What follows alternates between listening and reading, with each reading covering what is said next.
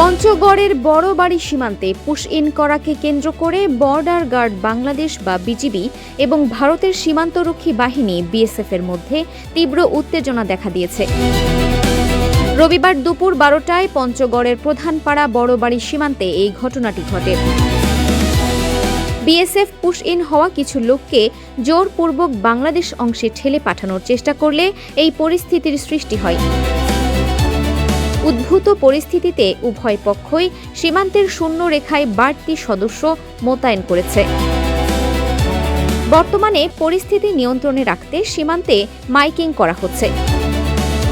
শেষ খবর পাওয়া পর্যন্ত সীমান্ত এলাকায় এখনও উত্তেজনা বিরাজ করছে। এদিকে বিজিবিকে সহায়তা করার জন্য স্থানীয় মানুষজন সীমান্ত এলাকায় ভিড় করছেন।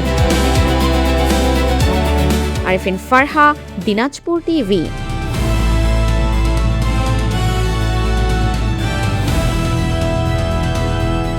দিনাজপুর টিভি মানুষের জীবনের কথা বলে।